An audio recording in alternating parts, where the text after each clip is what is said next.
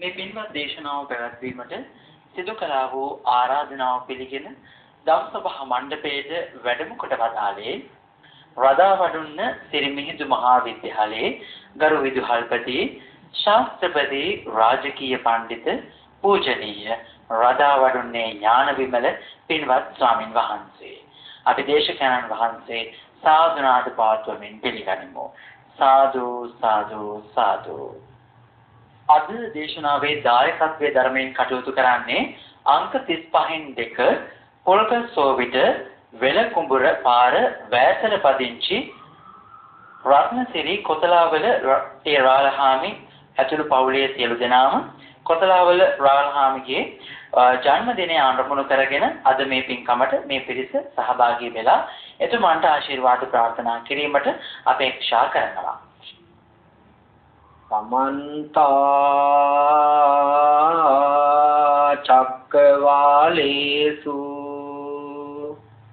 अत्रा गच्छन्तु देवता सद्धम्मं मुनिराजस्य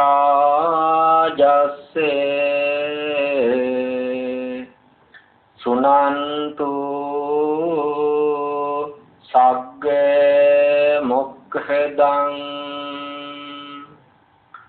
धम्म सवन कालो अयं भदन्ता धम्म सवन कालो अयं भदन्ता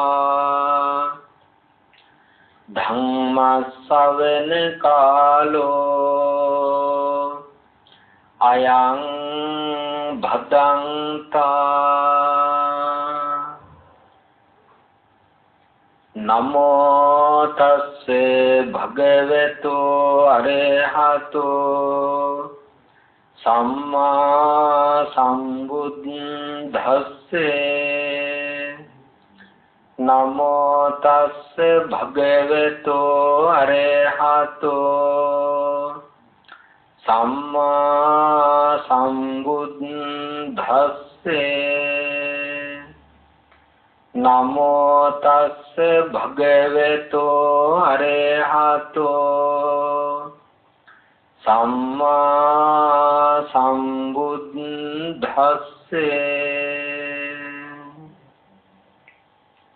पुट्टस्स लोक धम्मेहि चित्तं यस्सन कंपति अशोकं विराजं खेमं एतं मंगलमुत्तमं तीति श्रद्धावंत सत्पुरुष कारुणिक पिन्वतुनि कारुणिक पिन्वतियनि අපේ මේ පින්වතුන් සියලු දෙනාම මේ වෙලාවේ සූදානමින් බලාපොරොත්තු වෙන වාඩි වෙලා ඉන්නේ බොහොම ආනිසංසදායක පින්කම වටිනා කියන පින්කම සිදු කරගන්නට ලෝතර සම්මා සම්බුදුරජාණන් වහන්සේ මේ ලෝකෙට පහළ වෙලා සියලු සත්‍යයන් වෙත උපදවා ගත්තු මහා කරුණා ගුණය පදනම් කරගෙන සියලු සත්‍යයන්ගේ කෙලෙස් දුරු කිරීම සඳහා කාම ලෝකය තුල රූප ලෝකය තුල අරූප ලෝකය තුල උත්පත්තිය ලබන එක නැති කර දැමීම සඳහා රාගය ද්වේෂය මෝහය දුරු කිරීම සඳහා දේශනා කරන්නට යෙදුණු පවිත්‍ර වූ පිරිසිදු ශ්‍රී සද්ධර්මයෙන් බණපදයක් ශ්‍රවණය කරන්නට ඕනේ කියන ආශාව ඇති කරගෙනයි කැමැත්ත ඇති කරගෙනයි මේ ශ්‍රද්ධාවෙන් සතුටින් වාඩි වෙලා බලාගෙන ඉන්නේ. කොතලාවල රාලහාමිගේ ජන්මදිනය නිමිති කරගෙන එතුමාණන් ඇතුළු පවුල පින්වත් සියලු දෙනාම එකතු වෙලා මේ වටිනා කියන ධර්ම දේශනාවට අද දවසේ දායකත්වයේ දරනවා. ඒ පොල්ගස්සෝවිට වෙලකුඹුර පාර වැතර නොම්බර 35න් 2 නිවසේ පදිංචි රත්නසිරි කොතලාවල රාලහාමි ඇතුළු ඒ පවුලේ පින්වතුන් තමයි මේ කටයුත්තේ මූලිකත්වයේ ගන්නේ. Tamanගේ ජන්මදිනයේ වෙනුවෙන් මේ කරන්නට සූදානම් වෙන කටයුත්ත බොහෝම වටිනවා. ධර්මයේ ශ්‍රවණය කරන්නට ලැබෙන්නේ පින්වතුනි කලාතුරකින්. ධර්මයේ ශ්‍රවණය කරන එක බොහොම වටිනා පින්කමක්. ඒ වගේම Taman ධර්මයේ ශ්‍රවණය කරලා එතනින් නවතින්නේ නැතුව බණ අසන ආසාව තියෙන, කැමැත්ත තියෙන, ඕනෑකම තියෙන විශාල පිරිසකට ලෝකයේ මේ ධර්ම දේශනාව ශ්‍රවණය කිරීම සඳහා බෞද්ධ රූපවාහිනිය මගින් ප්‍රචාරය කරන්නටත් බලාපොරොත්තු වෙනවා.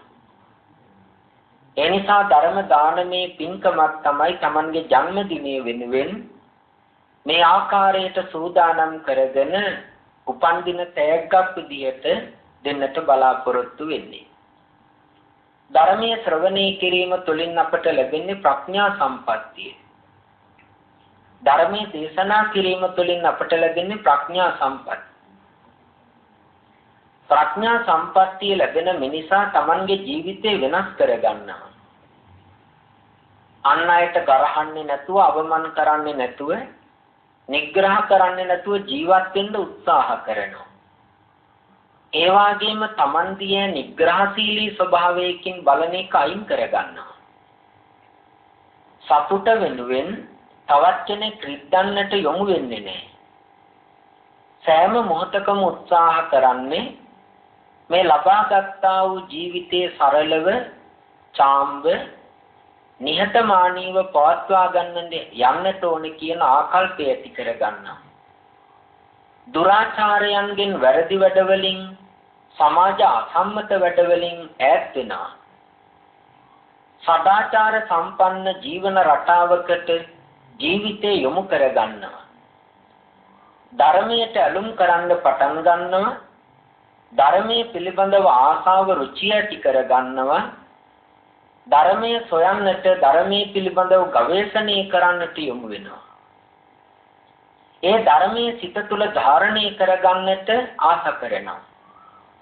ධාරණය කරගත්තු ධර්මය Tamanගේ ජීවිතය තුළින් ක්‍රියාත්මක කරන ගමන් ඒක සතුට භුක්ති විඳිනවා.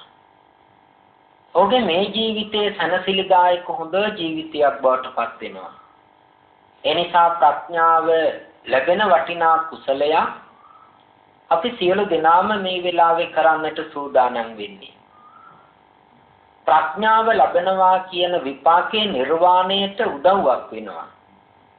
ඒ නිසා නිවන් පිණිස උදව් වෙන පින්කමක් මේ වෙලාවේ කරන්නේ. බුදුරජාණන් වහන්සේගේ ධර්මයේ තුලින් උත්සාහ කළේ මිනිසාගේ ජීවිතය සකස් කරන එක. පින්වත්නි, අපි ජීවත් වෙන්නේ සමාජයක් තුල. සමාජය කියලා කියන්නේ මිනිසුන් ගොඩකගේ එකතුවක්. මම කියන කෙනා ඒ සමාජයේ එක පුරුකක්, එක අංගයක් බවට පත් වෙනවා. අපි තනියම ජීවත් වෙනවට වඩා සමාජයත් එක්කලා ජීවත් වෙනකොට විවිධ වයස් මට්ටම් වල එක්ක ගැටෙන්නට වෙනවා.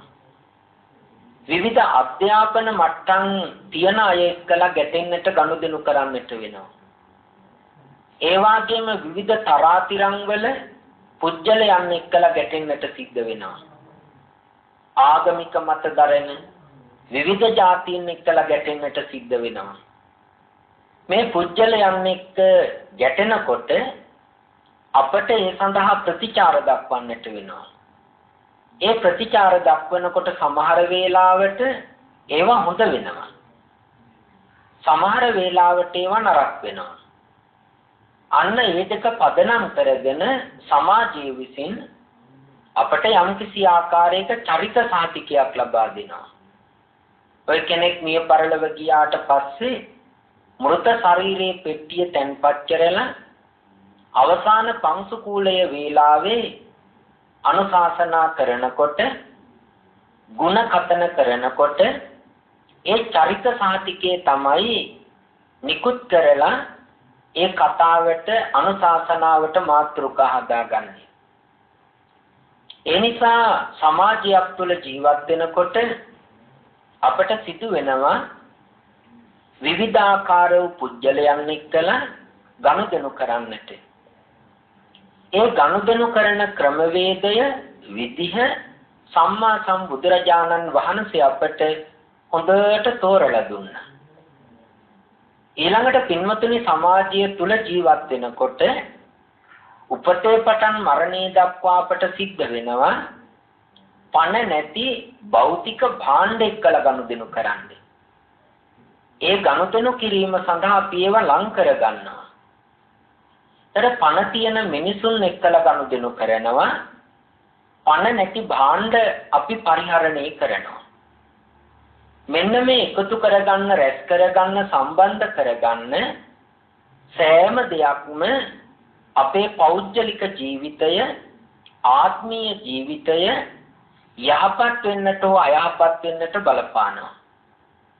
ඉතින් මෙන්න මේ දේවල් පරිහරණය කරනකොට බොහොම කල්පනාවෙන්, අවබෝධයෙන්, දැනුමක් ඇති කරගෙන ඒවා පරිහරණය කළොත් අපට අපේ ජීවිතය සකස් කරගන්නට පුළුවන් වෙනවා. මිනිසුන් සමග ගනුදෙනු කරන්නේ, භෞතික භාණ්ඩ සමග ගනුදෙනු කරන්නේ මනසක් තියෙන, සිතක් තියෙන මම. මම කියන කෙනා ඒ දේවල් එක්කලා කටයුතු කරනකොට බොහෝම කල්පනාකාරී වෙන්නට ඕනේ. සම්මා සම්බුදුරජාණන් වහන්සේ අපට දේශනා කළේ නිවන් මාර්ගය තුල ගමන් කරන්නට කියලා. ඒකේ අංග 3ක් තියෙනවා, සීල, සමාධි, ප්‍රඥා කියලා. මේ සීලය තුළින් පළවෙනි අංගය සීලේ ප්‍රාණඝාතය. අන්න පණ ඇති අය එක්කලා ගනුදෙනු කරනකොට අපි අවතුම් පැවතුම් සිද්ධ කරන්නට ඕන විදිහ දේශනා කළා. දෙවනි ශික්ෂාපදයේ අදත්තා දාන. පණ නැති වස්තු සම්බන්ධයෙන් ගනුදෙනු කරන හැටි සඳහන් කළා. තුන්වැනි ශික්ෂාපදයේ කාමේසු මිච්ඡාචාරා. පණ ඇති පුජ්‍යලයන් එක්කලා සම්බන්ධතා පවත්වනකොට පරිස්සම් වෙන්න ඕන හැටි සඳහන් කළා. හතරවැනි ශික්ෂාපදයේ මුසාවාදා. පණ ඇති අයත් එක්කලා sannivedana කටයුතු කරනකොට පරිස්සම් වෙන්නට ඕන විදිය දේශනා කළා. පස්වැනි ශික්ෂාපදයේ සුරාමේරේ මජ්ජපමා දට්ඨාන. තමන්ගේ ආත්මීය ජීවිතයේ සිහි කල්පනාවෙන් පවත්වාගෙන යන්නට පරිස්සම් වෙන්නට ඕන හැටි දේශනා කළා. මෙන්න මේ කියන සීලය කුමක් සඳහාද ආරක්ෂා කරන්නේ?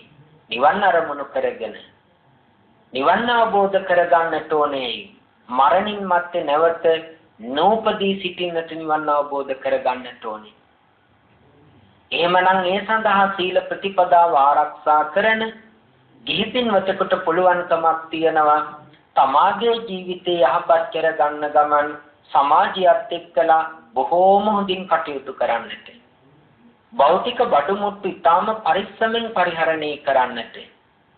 ඊළඟට බුදුහාමුදුරුවෝ දේශනා කළා නිවන් පිණිස සමාධිය වඩන්නට ඕනේ කියලා. සමාධිය කියලා කියන්නේ අපේ හිතේ හටගන්න ආවේගයන් තියෙනවා.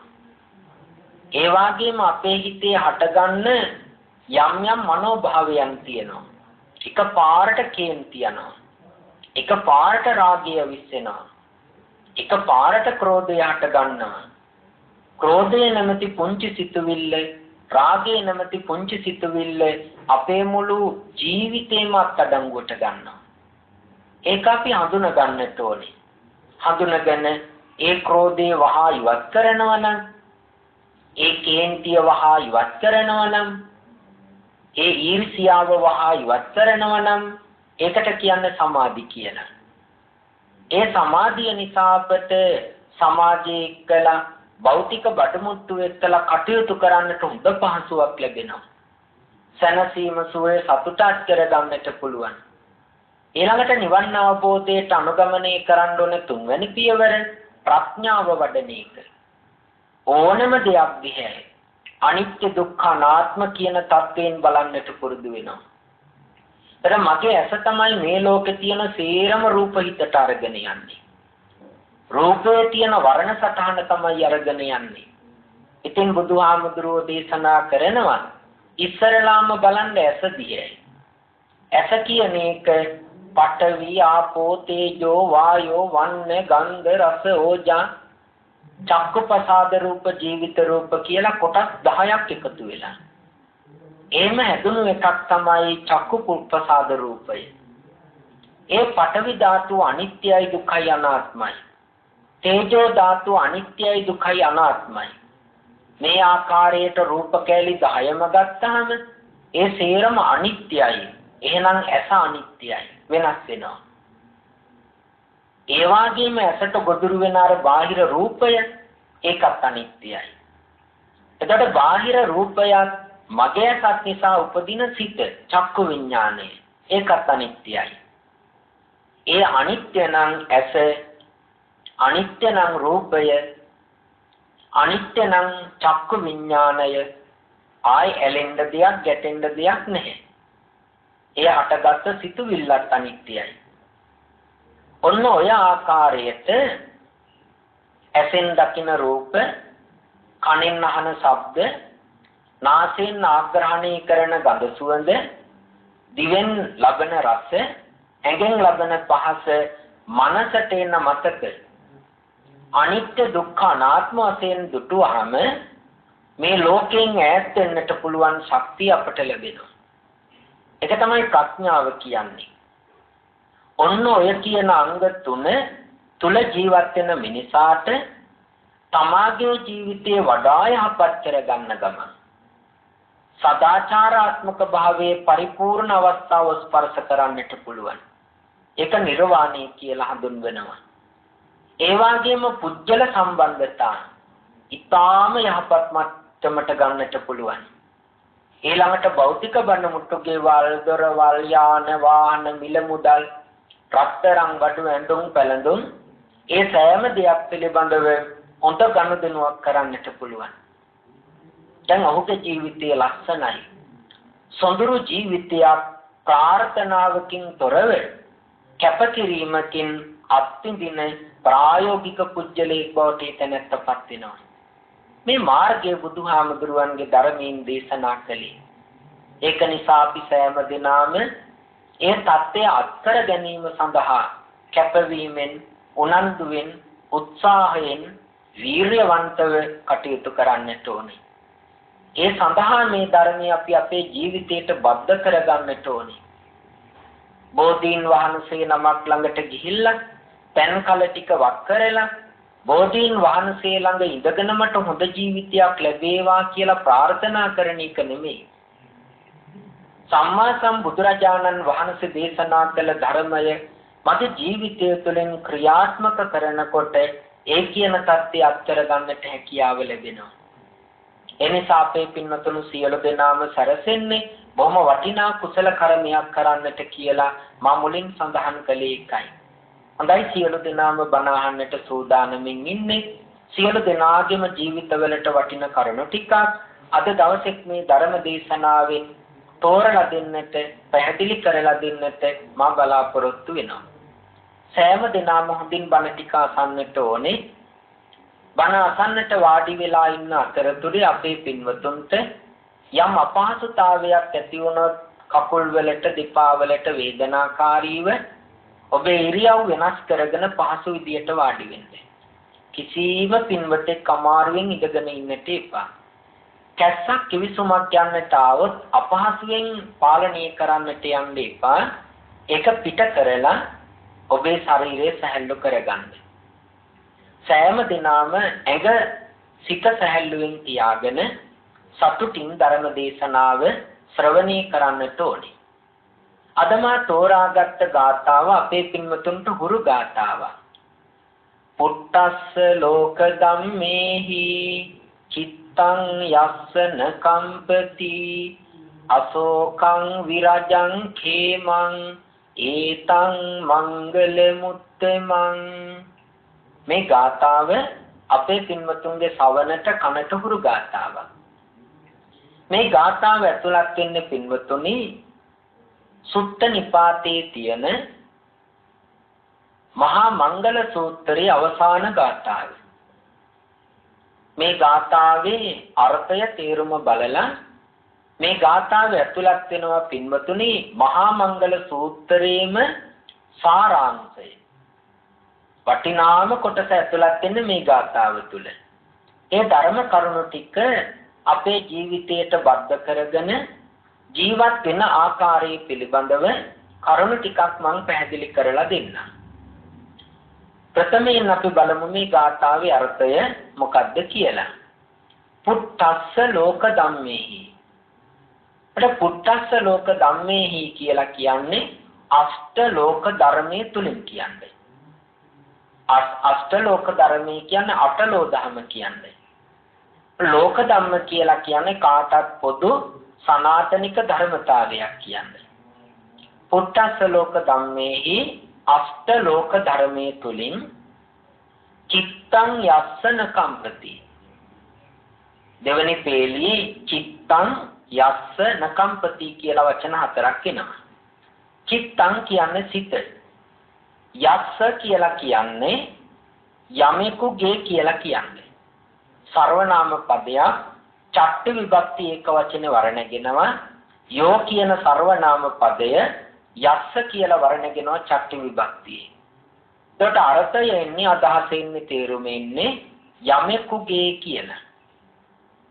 චිත්තං කියන්නේ සිතට විසිතුරු නිසා තමයි ඒකට චිත්ත කියන නාමය පාවිච්චි කරන්නේ. දැන් චිත්‍රයක් ගත්තාම ඒකේ විවිධ පාට වර්ග තියෙනවා. විසිතුරු හිතා ගන්න බෑ. සිතත් එහෙම වස්තුවක්. ඒ නිසා බුදුරජාණන් වහන්සේ සිතට චිත්ත කියන නාමය දේශනා කළා. ඒකට සිත කියන්නේ චේතේති චිත්තං. සිතන නිසා සිත කියලා කියනවා. ඒකට විඥාන කියලා කියනවා, මන කියලා කියනවා. ඒ සිතට කියන තවත් නම්.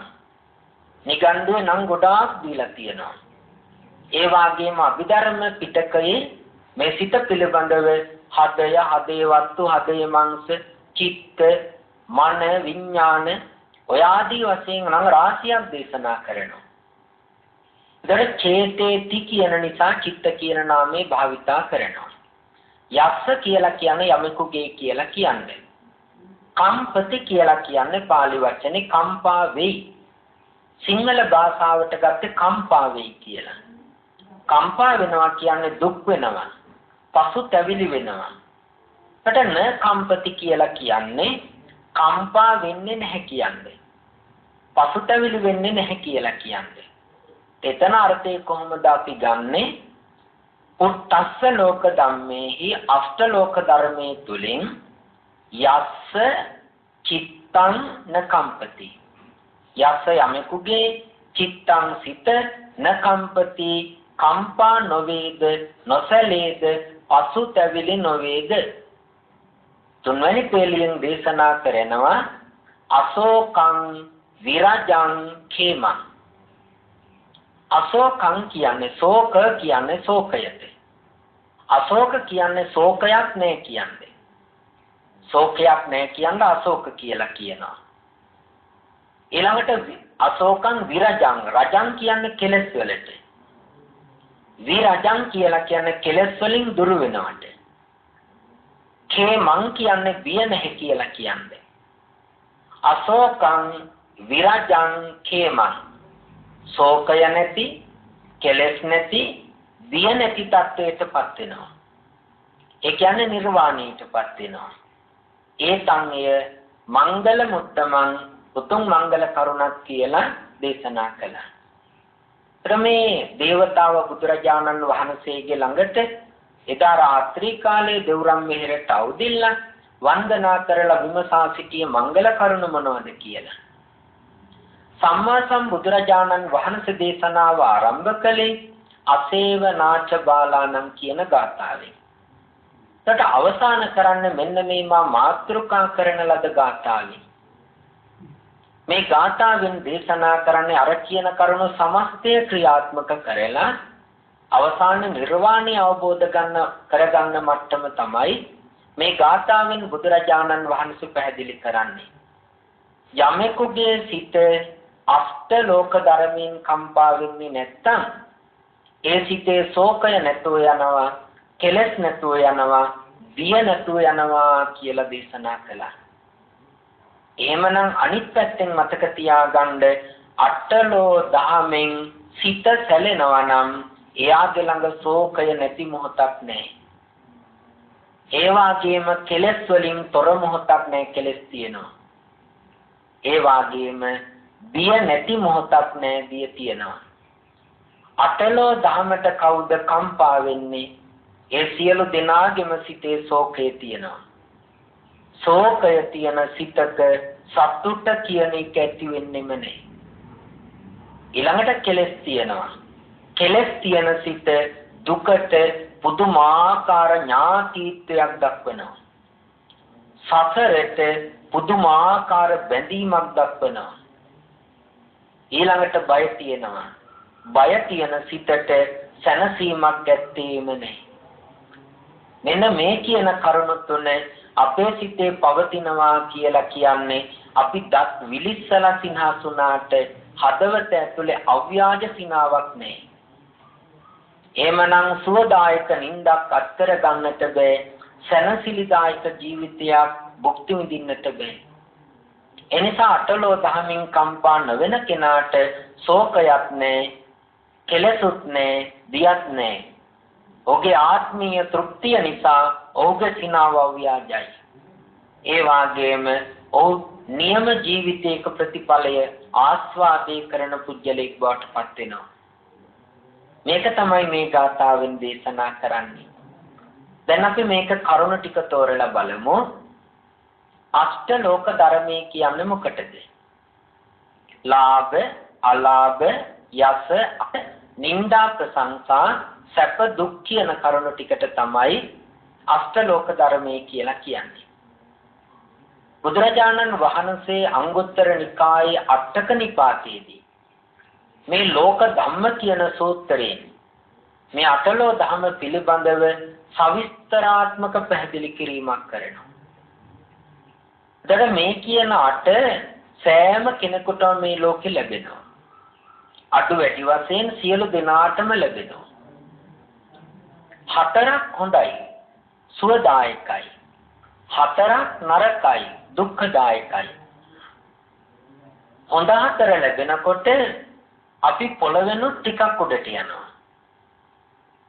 නරක හතර ලැබෙනකොට අපි සේරම පොළවේ ඔළුව හංග ගන්නවා. ඒක තමයි ගැටලුව. බුදුරජාණන් වහන්සේ දේශනා කරන්නේ හොඳ හතර ලැබෙනකොට පොළවේ පය ගහලා ඉන්නේ. නරක හතර ලැබෙනකොට පොළවේ පය ගහලා ඍචුව ඉන්නේ. එකයි කම්පා වෙන්නේ නැහැ කියන්නේ. වර එක සිනහවත් වර එක කඳුලක් දෙන්න බෑ. සිනහවෙනුත්තරව කඳුලනුත්තරව මොහොන තියා ගන්නවා නම් එයා කම්පා වෙන්නේ නැහැ. අනේ කියන වචන, අහෝ කියන වචන, අයියෝ කියන වචන, අපෝයි කියන වචන, කර්ම තමා කියන වචන එන්නේ අර නරක හතර ලැබෙනකොට. මට තරම් මෙවුව කාටවත් ලැබෙන්නේ නැහැ, මම තමයි මේවා හොඳටම ලබන්නේ, හරිම සතුටුයි කියන්නේ අර හොඳ හතර ලැබෙනකොට.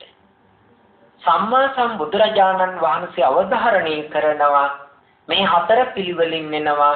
එකකටවත් සතුටු වෙන්නත් එපා, උදම්මනන්නත් එපා, එකකටවත් කලකිරෙන්නත් එපා, දුක් වෙන්නත් එපා කියලා.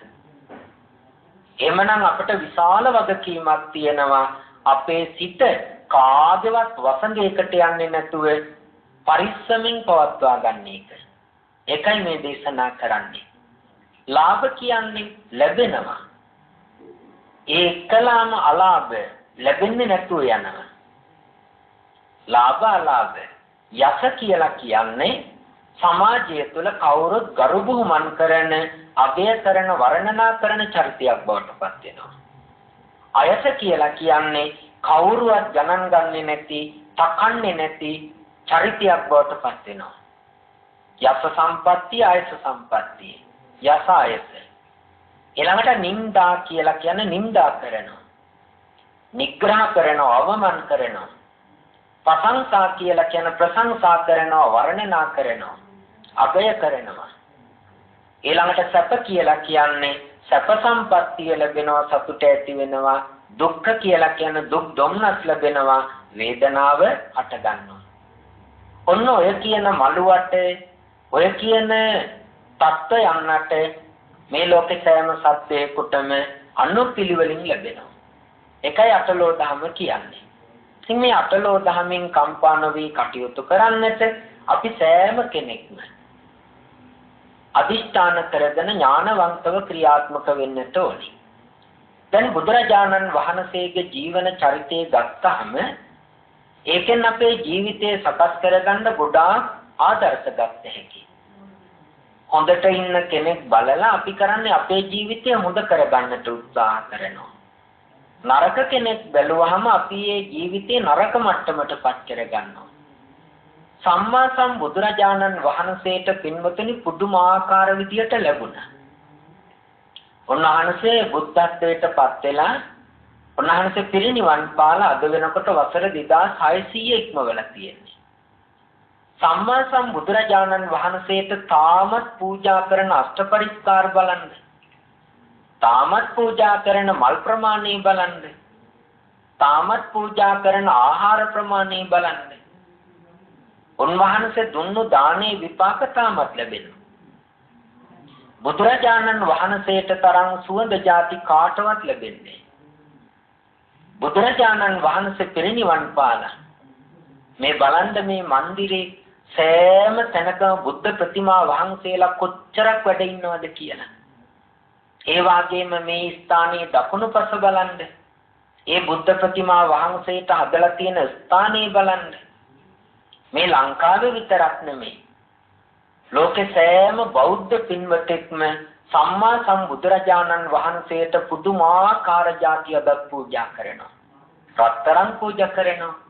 මණික් පූජා කරනවා. පලිඟු පූජා කරනවා.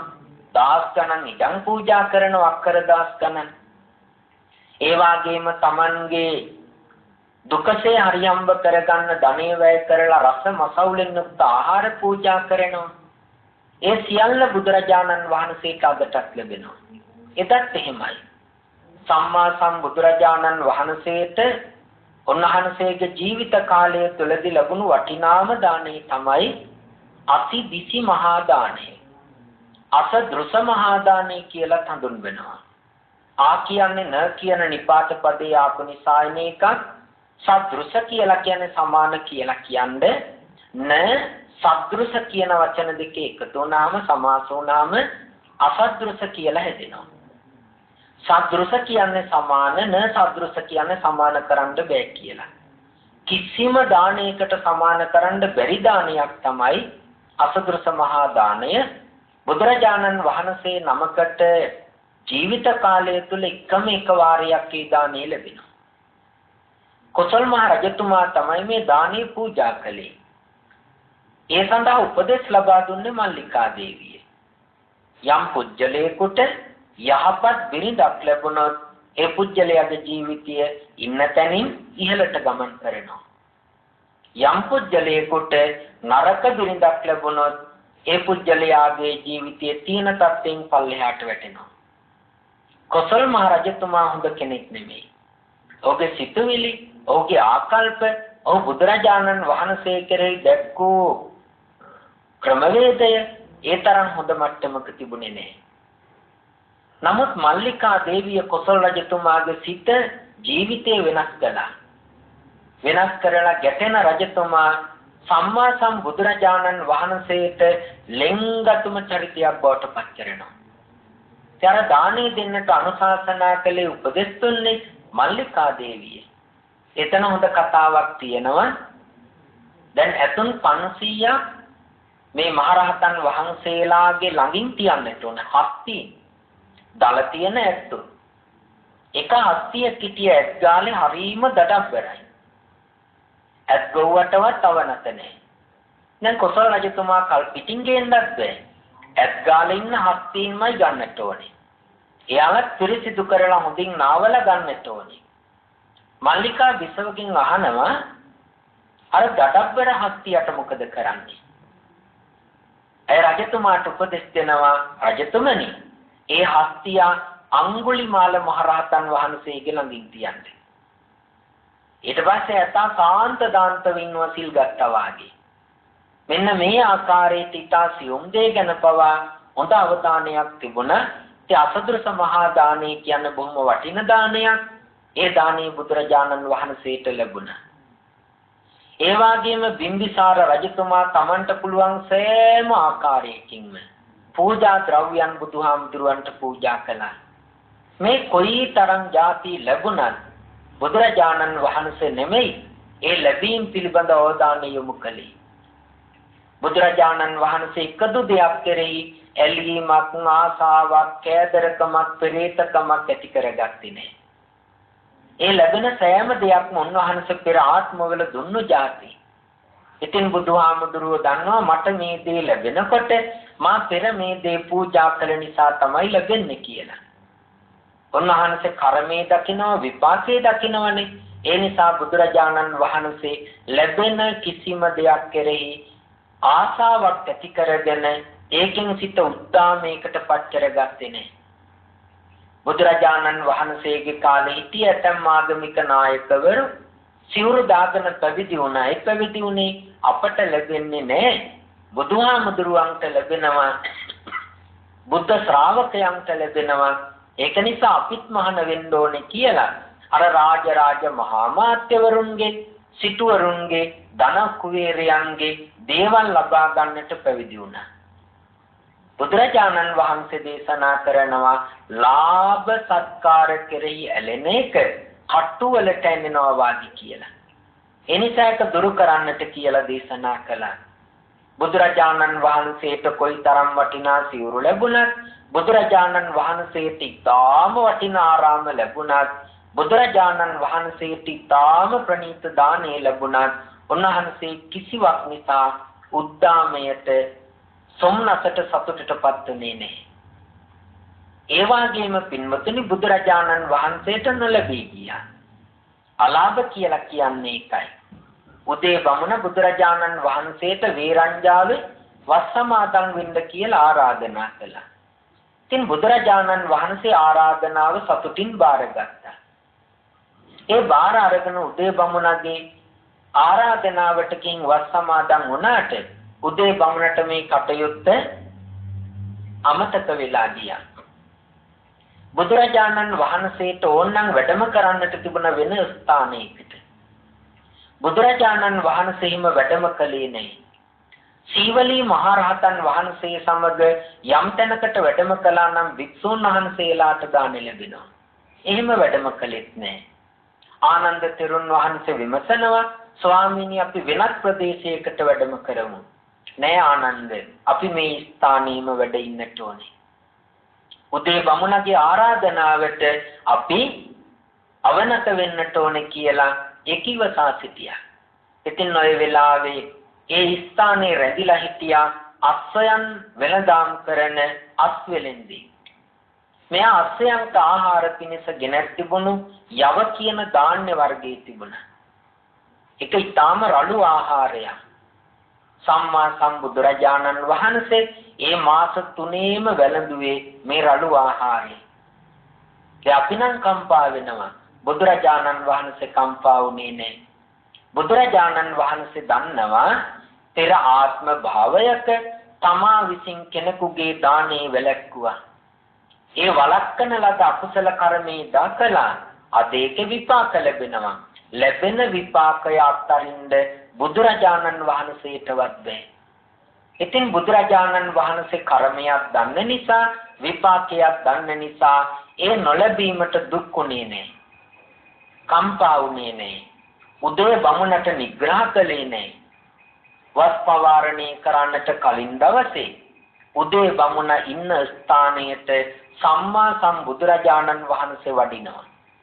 වැඩම කරලා හිත අපි මේ ස්ථානෙන් පිටතට වඩිනවා කියන කොටයි උදේ බමුණට කාරණාව මතක් වුණේ. ඊට පස්සේ තමයි ගානේ සකස් කරලා බුදුරජාණන් වහන්සේට පසුදින පූජා කරන්නේ. ඉතින් උන්වහන්සේ කම්පා වුණේ නැහැ. ඒක නිසා බුදුරජාණන් වහන්සේට ආරාම ගන්ධ කුටි හොඳට තිබුණට සමහර වේලාවට ගස් යට සැතපුණා. ගල් ගුහාවල සැතපුණා. ගංගා තීර අද්දර සිහිල් සුලං වැඩි වැඩි අර සිනුදු සිවුරැංගේ ලාගෙන උන්වහන්සේ සැතපුණා. එහෙම නොලැබුණා කියලා උන්වහන්සේ කම්පාවටපත් උනේ නැහැ. ඉතින් අපි ලැබෙනකොට කියනවා මට ලොකු දරුවක් ගේනවා, දෙවනි දරුවක් ගේනවා, එහෙම කියලා ඔන්න උද්දාමයටපත් වෙනවා. නැතුව යනකොට කියනවා ඒ කාලේ කාටත් මං කළා දැන් කවුරුවත් මං ගැන බලන්නේ නැහැ.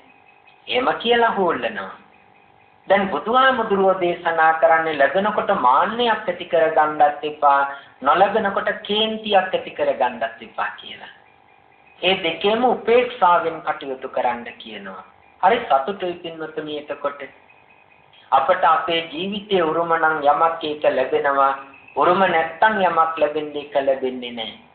ලැබිය යුත්ත කොයි කාටත් වේයහිමේ, දෙවියෙකු හට වත්තය නොකලක අහිමේ, එහෙයින් ශෝක නොකරමි සතුටුද නොවෙමි, මට හිමි දෙය අන් කෙනෙකුට නොවේයි හිමි.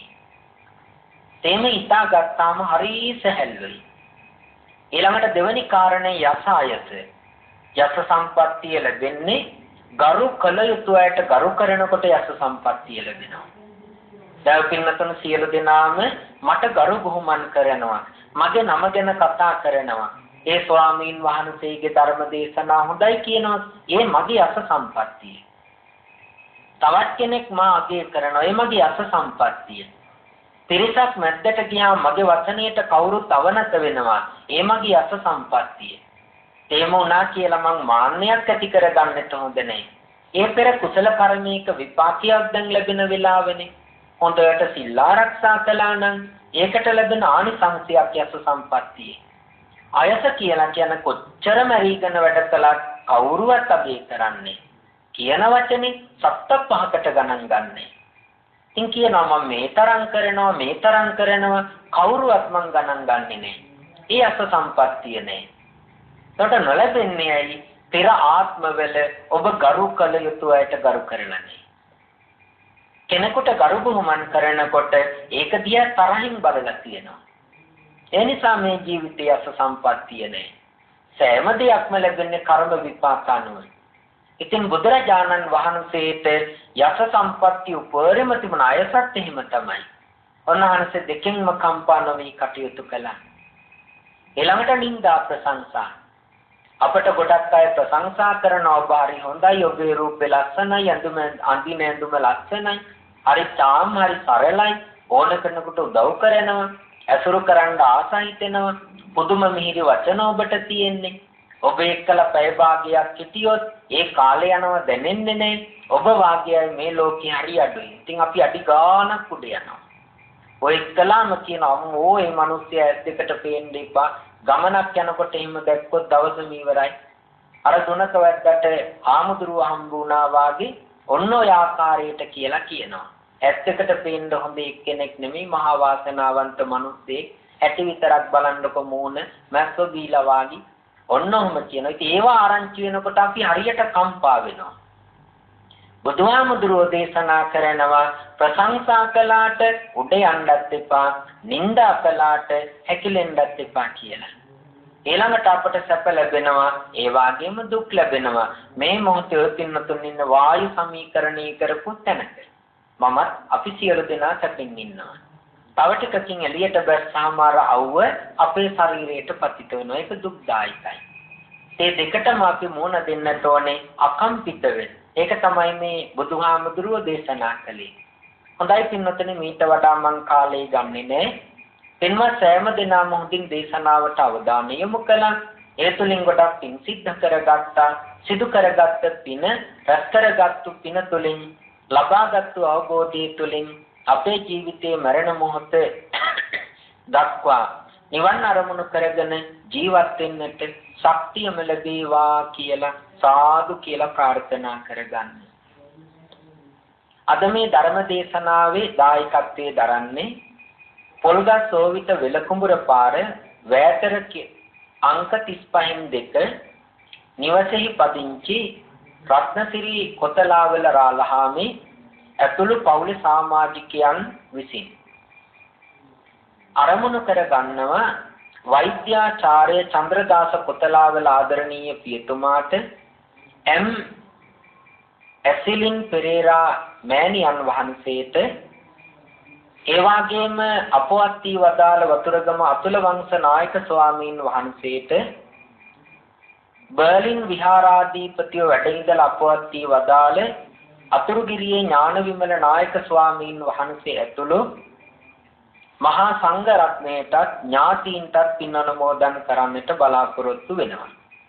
එහෙමනම් මේ වෙලාවේ අප විසින් රැස් කරගත් උතුම් පින තමන්ගේ දයාබර පියාණන් මෑණියන් වහන්සේ ඇතුළු අප සියලු දෙනාගේම නමින් මියගිය ඥාතීන්ට අපවත් වී වදාළ නම් සඳහන් කළේ ස්වාමීන් වහන්සේලා ඇතුළු සියලුම ස්වාමීන් වහන්සේලාට අනුමෝදන් කරමු අනුමෝදන් වෙත්වා එය සුගතිගාමීව නිවන් ලබත්වා යන සිතින් සාදු කියලා පින් අනුමෝදන් කරන්න. ඒ වගේම පොල්ගස්සෝවිත ශ්‍රී සුදර්ශනාරාමාධිපති අතිපූජනීය පාමන්කඩ ඉන්ද්‍රජෝති නායක ස්වාමීන් වහන්සේට පොල්ගස්සෝවිත අම්බලන්ගොඩ සුධර්මා රාමාධිපති අතිපූජ්‍ය කිරම නන්දරතන ස්වාමීන් වහන්සේට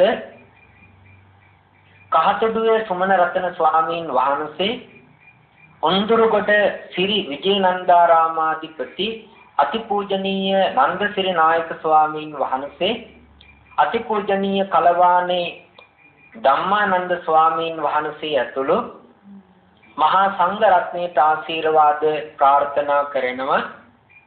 සහභාගී වුණු උදව්පකාර කර සියලු පින්වතුන්ට එයාගේ පවුල්වල ජීවත් වෙන සියලුම ඥාතීන්ට ධර්මයේ ශ්‍රවණය කරන ලෝකවාසී සියලු පින්වතුන්ට ආශිර්වාද ප්‍රාර්ථනා කරනවා. ජන්මදිනයේ සමරන රත්නසිරි කොතලාවල රාලහාමිට තුනුරුවන්ගේ ආශිර්වාදය තුළින් කායික මානසික සැනසීමක් වෙන නිදුක් නිරෝගී උපන්දිනයක් ලැබේවා කියලා ප්‍රාර්ථනා කරනවා. ඒ වගේම රැස් කරගත් උතුම් පින දෙවියන්ට අනුමෝදන් කරනවා. අප සෑම දිනාටම මේ පින් එකසේ හේතු වේවා. තෙරුවන්ගේ ආශිර්වාදය ලැබේවා. කරදර කම්කටොළු බාධක දුරු වේවා. අප සියලු දෙනාටම උතුම් වූ චතුරාර්ය සත්‍ය ධර්මයම අවබෝධ වේවා කියලා සාදු කියන්නේ. අපි දෙවියන්ට පින් අනුමෝදන් කරමු.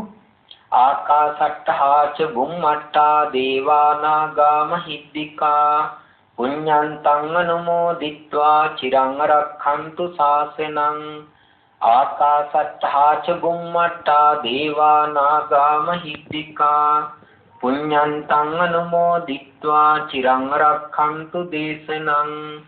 ආකාසට්ඨා ච බුම්මට්ඨා දේවා නාග මහිද්దికා පුඤ්ඤන්තං අනුමෝදිත්වා චිරං රක්ඛන්තු මං පරන්ති.